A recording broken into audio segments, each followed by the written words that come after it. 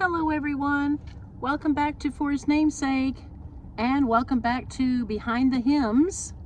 I'm Martina, and this is my daughter Valentine, and today I'm going to start with a request. Someone wanted us to discuss the cute little song. I think it's a cute, sweet song. It's called "'Tis So Sweet to Trust in Jesus," popular hymn. This was written by a lady named Louisa M.R. Stead. She was born in Dover, England in 1850, and at age 9 she became a Christian, and then at age 21 she immigrated to the United States, to Cincinnati, Ohio. I'm having to look down at my notes. I was going to have this all memorized, but my memory is just not the greatest, and so I'm going to have to keep looking down. I'm so sorry. Let's see. She attended a camp in Urbana, Ohio, and at that camp she realized that she wanted to become a missionary to China. But soon thereafter, her health was not that great, and so therefore she was not able to travel, and so there went that. She married a man in 1875, and then moved to New York City.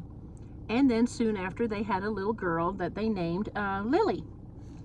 When the daughter was 4 years old, the family went on a vacation to a place called Long Island Sound.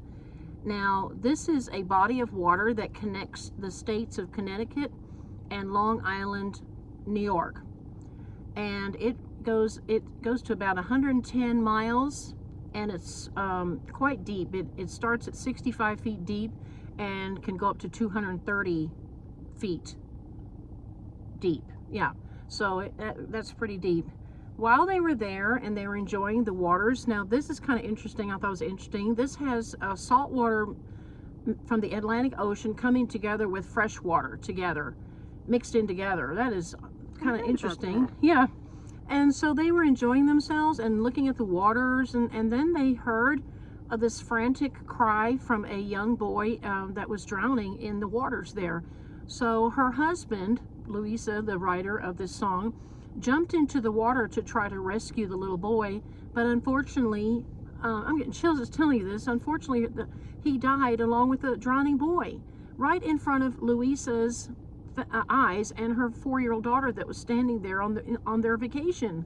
That was so devastating. But believe it or not, that inspired her to write the song "'Tis So Sweet to Trust in Jesus." Isn't that neat and remarkable how all these authors for these hymns, they had these devastating experiences, and yet then they're inspired to write these beautiful hymns for us today that we sing today. I just think that's amazing. I wouldn't want to write a song like that after going through a terrible thing like that. Goodness me. I'm trying to think if I left anything else out. I forgot to mention that she wrote the lyrics to the song, but later a man named William Kirkpatrick wrote and composed the music to the song. And he had his own, like a book of songs that he did, and it was put in that initially before it got into the hymn books that we have today. Okay, I think I told you everything that needed to be said about her. So me and Valentine will now sing a few stanzas, and we do have these songs on our channel. We've done all these songs before, and my husband will have the link in the description box below where you can find the full song. Okay, here we go. "'Tis so sweet to trust in Jesus, and to take him at his word, just to rest upon his promise, and to know thus says the Lord. Jesus, Jesus, how I trust him, how I've proved him o'er and o'er. Jesus, Jesus, precious Jesus, oh, for grace to trust him more." Okie dokie. Valentine's turn. And she selected a song, right? I think it's a Christmas song. It is, because now we're in the month of December, so I was getting excited to do some Christmas hymns, ones that we've already sung before on the channel. And I chose "Oh Little Town of Bethlehem." It's a beautiful hymn. I just love the lyrics, I love the tune. The man who wrote it, his name was Phillips Brooks. That's kind of a tongue twister. He was born December 13th, 1835 in Boston. And a bright man. He went to Harvard. He was in the ministry, so he served Episcopal churches in Philadelphia and Boston. He was even appointed a bishop.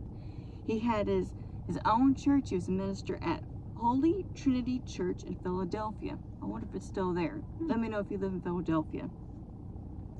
He never married, he never had kids, but he did love children. And one article said that you would often find him on the floor playing with the Sunday school children, playing toys with them. So all the children loved him. In 1865, he decided to visit the Holy Land, Israel. And one night, it was the night of Christmas Eve, he went horseback from Jerusalem to Bethlehem. I don't know how many miles that was. And today, I think it's more of like a city at Bethlehem, but in his time, it was still a very small village. And he even went to the field where it's supposedly said that that's where the angels went to the shepherds, telling them about the baby Jesus was born. So it was very silent and very peaceful for him. He could hear the bells ring in several churches. He went to a service there himself, the Church of the Nativity in Bethlehem. And a few years passed. So we get to 1868, and he really wanted to write a poem for the Sunday school children of his church to sing to. And he thought back, oh, I could write about that time when I was in Bethlehem. So he wrote that beautiful words, "O Little Town of Bethlehem," and he gave the words to the organist of his church, who was also a real estate broker. Kind of, I don't know why I'm laughing. I would just never picture a real estate broker being an organist. But hey, the organist, he really struggled with coming up with a tune, and time was pressing. This song is supposed to be out like the next Sunday or something for the service, Christmas Eve service. And the night before, I think, if I read it correctly, the tune just came to him and he wrote it down. So, and the actual song itself was published in 1874. All right. nice. A lot of them in the 1800s, have you noticed? A lot of these hymns we've been talking about have been written around the 1800s, somewhere around there. Yeah, they're so old. Yeah. Here you go. Oh, little town of Bethlehem, how still we see thee lie. Above thy deep and dreamless sleep, the silent stars go by. Yet in thy dark streets shineth the everlasting light. The hopes and fears of all the years are met in thee tonight.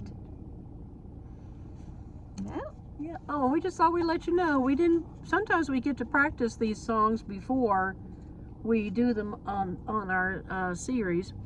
And we've sung them before in the past, and we sing them at Christmas time, but I don't know all the words by memory. I don't. Because I grew up with a German background, so we sang a lot of German songs, and we didn't sing any of these Christmas songs. I don't have them memorized, but even so, we still need to. We don't have a chance to practice ahead of time. So if we sound a little off, we apologize. So, yeah, but we hope that we know that some people have been enjoying these, and we hope that some more people will enjoy them. And it's not because of anything we're doing that makes us great or anything. It's just, I think it's fascinating to learn about all the different hymns and the authors who wrote them and what they went through before they wrote it and during they wrote it. And especially if you're like me and you'd never have liked hymns before. I didn't like hymns until we started to sing them on the channel. And little by little, I started to like the hymns, mainly for their words. Oh, yeah. And they're quite convicting and give you kind of a change of perspective. Yeah. Especially, I'll probably go into more detail in another video, but we've just been through a lot. So I'm like, well, these people have been through a lot too. Yes. And I was just asking that today in the shower. I was thinking, Lord, how do these people write these beautiful hymns going through all the stuff went through? And here we are going through things that I don't even know are quite as bad as, I mean, they went through death. A lot of these people went through losing someone. And I've lost someone in the past before, but other than that, the things we're going through right now don't even compare in, what's the word I'm looking for? Magnitude, there's the word I'm looking for, that these writers went through, and they were still able to write inspirational songs and worship songs for the Lord. Goodness, wow, we can learn from them, right? Okay, well, again, we will try to do our best to get one of these out each week, usually on the weekend. I think we prefer to have them come out on Sundays, so I think this will come out on a Sunday. Yeah. I don't know. It might be on a Saturday. I think we have a song for Sunday. Saturday or Sunday, one of the two. Yeah. And remember, if you have a request for a hymn that you would like us to look up and do research on and then discuss it, be sure to put it in the comments down below, or you can always send us an email. At, what is it again? For His name's sake? With 2 S's. Yes, 2 S's. 106@gmail.com. Right? Okay. Valentine does all the emailing, so I don't keep up with all that. And don't worry, if you want to send an email to someone specifically, I mean, obviously I read them because I am the secretary. But we're all kind of in it together. We all read the emails together, and then we'll usually tell her, be sure to say that about, don't forget to mention this. And so, yeah. Okay. Well, be sure to like, subscribe, and click the notification bell so that you don't miss any videos. And Lord willing, we'll see you in the next video. God bless. Bye-bye.